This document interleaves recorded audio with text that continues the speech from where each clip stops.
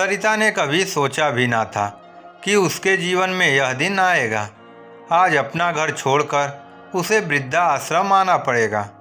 क्या जीवन कभी इस मोड़ पर उसे ले आएगा, ऐसा उसने कभी सोचा नहीं था। आज रमेश जब वृद्धा आश्रम में उसे छोड़कर गया तो उसे एक पल के लिए लगा कि उसकी आत्मा, उसके प्राण उसके शरीर से अलग हो रही है। जिस रमेश को उसने 9 महीने अपनी कोख में रखा और उसे जन्म दिया, आज वही रमेश उसे वृद्धा आश्रम छोड़ के चला गया।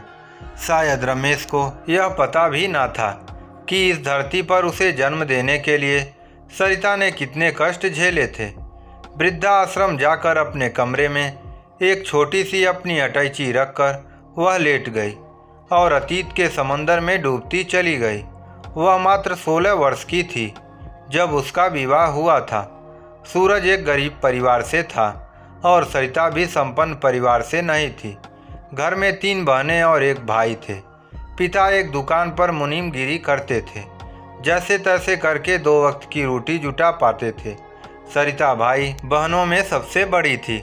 उसके विवाह की चिंता 16 वर्ष की आयु तक होते होते माता पिता को सताने लगी और फिर एक गरीब परिवार में सूरज के साथ उसका विवाह कर दिया, क्योंकि दहेज में देने के लिए उनके पास कुछ भी ना था। सूरज बहुत ही अच्छा और ईमानदार लड़का था। एक मामूली सा क्लर्क था, किंतु उसकी माँ बहुत तेज थी। वह बात बात पर सरिता को ताना देती थी कि मायके से दहेज लेकर नहीं आई। फिर भी सरिता पलटकर जवाब नहीं देती और चुपचाप अपने काम में लगी रहती है। एक दिन उसने सूरज को यह खुशखबरी सुनाई कि वह माँ बनने वाली है। यह सुनकर सूरज बहुत खुश हुआ।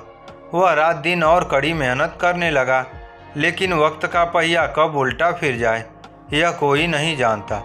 ज़्यादा मेहनत करने के कारण सूरज बीमार पड़ गया और उसे हैजा हो गया और उसकी मृत्यु हो गई। सरिता के ऊपर तो जैसे मुसीबतों का पहाड़ टूट पड़ा, फिर भी उसने हिम्मत न हारी। वह बहुत मेहनत करती, घर घर से कपड़े लाती और सिलाई करती। उसकी सास अब उस पर हाथ भी उठाने लगी थी, किंतु सारे दुख सहन करके भी उसने अपने बच्चों पर कोई आँच नहीं आने दी और एक दिन उसने एक प्यारे से बच्चे को जन्म दिया। इसका नाम उसने रमेश रखा। समय का पहिया तेजी से भाग रहा था। अब सरिता की सास भी इस दुनिया में नहीं रही। फिर भी सरिता ने हिम्मत नहीं हारी और वह मेहनत करती रही और अपने बेटे को स्कूल में दाखिला दिला दिया। रमेश पढ़ने में बहुत होशियार था, दिमाग का बहुत तेज था। जल्दी उसने स्कूल में अपनी एक जगह बना ली। उसके मास्टर भी उसे बहुत प्यार करते थे और वह हर क्लास में प्रथम आने लगा। धीरे धीरे करके रमेश नौजवान हो गया और सरिता बुढ़ापे की ओर चलने लगी। आज बहुत खुशी का दिन था, क्योंकि रमेश एक कंपनी में मैनेजर हो गया था। अब उसके विवाह की चिंता सरिता को सताने लगी। उसने अपने पुत्र के लिए कई लड़कियां देखी, किंतु रमेश ने कहा कि उसे एक लड़की पहले से ही पसंद कर रखी है, जिसका नाम रीना है। वह उसी के ऑफिस में काम करती है। वह उसी के साथ विवाह करेगा। सरिता ने कुछ नहीं कहा और खुशी खुशी उसने रमेश का विवाह रीना से करा दिया। किंतु वह यह नहीं जानती थी कि रीना बहुत तेज लड़की है और समाज में उसके पिता की एक अलग हैसियत है। खैर, रमेश की खुशी के लिए उसने इस रिश्ते को स्वीकार कर दिया। आज रीना दुल्हन बनकर उसके घर आ गई। वह उसको अपनी बेटी की तरह प्यार करती थी। दोनों नौकरी जाते थे। सरिता पूरे घर का काम करती थी तथा रीना और रमेश को कभी किसी चीज़ की कमी महसूस नहीं होने देती थी। किंतु धीरे धीरे रीना ने अपना रंग दिखाना शुरू कर दिया। उसे सरिता फूटी आँख नहीं सुहाती थी। वह चाहती थी कि सरिता यहाँ से चली जाए और वह रमेश के साथ आराम से यहाँ रहे। आए दिन वो रमेश से सरिता की शिकायतें करती थी और धीरे धीरे रमेश भी रीना की बातों में आने लगा और उसे माँ में कमियाँ दिखाई देने लगी। सरिता चुपचाप रात में अपने कमरे में रोती रहती। एक दिन सरिता को काफ़ी तेज बुखार आया, किंतु रमेश और रीना कोई भी उसे देखने नहीं आए। सरिता भी यह बात जानती थी, अतः थोड़ी देर लेटे रहने के बाद वह उठी और फिर घर के काम में लग गई। किंतु अचानक चक्कर आ जाने के कारण उसके हाथ से कांच का गिलास टूट गया और फिर रीना ने पूरे घर में शोर मचा डाला। रमेश भी अब तक माँ के खिलाफ हो चुका था। आज उसने एक निर्णय लिया कि माँ को वृद्धा आश्रम ही छोड़कर आएगा, जिससे घर में शांति बनी रहेगी। और फिर शाम के समय वह सरिता को लेकर वृद्धा आश्रम आ गया।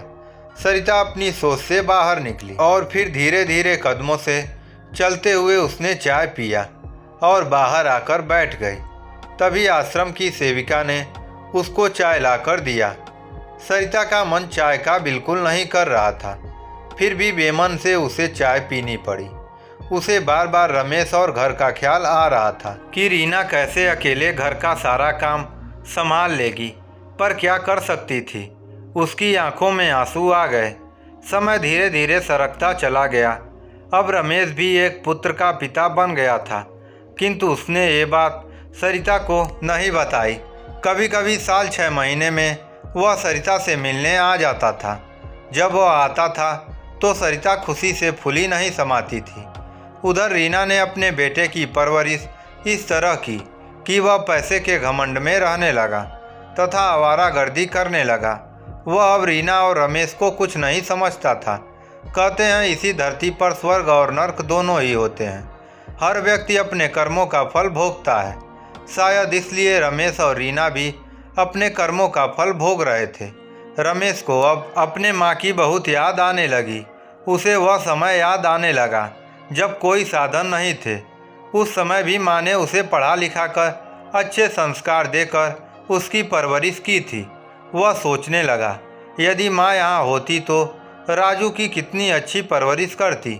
पूरी रात रमेश बिस्तर पर करवट बदलता रहा और अंततः वह एक निर्णय पर पहुँचा। उसके बाद ही वह सुकून से सो पाया। आज रमेश का मन बहुत प्रफुल्लित हो रहा था। रीना भी हैरान थी। बात बात पर झुलझाने वाला रमेश आज इतना खुश क्यों है, उसने रमेश से पूछना चाहा, पर रमेश ने टाल दिया। बस उसने इतना ही कहा, मैं शाम को देर से आऊँगा। इतना कहकर बाहर निकल गया।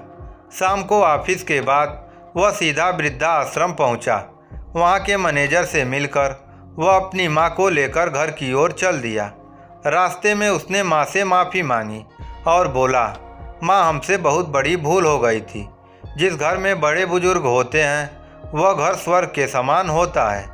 आज से आप हम सबके साथ घर में रहेंगी। मैं अपनी भूल का पश्चाताप करना चाहता हूँ और अपने घर को स्वर्ग बनाना चाहता हूँ। सरिता को अपने कानों पर विश्वास नहीं हो रहा था।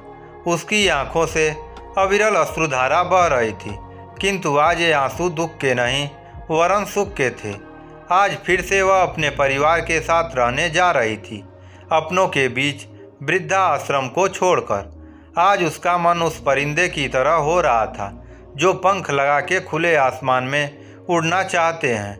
आज उसका मन भी पंख लगाकर जल्द से जल्द अपनी बगिया में पहुंचना चाहता था, जिस बगिया को उसने अपने मेहनत के पसीने से सींचा था और उसे बागवा की तरह महकाया था।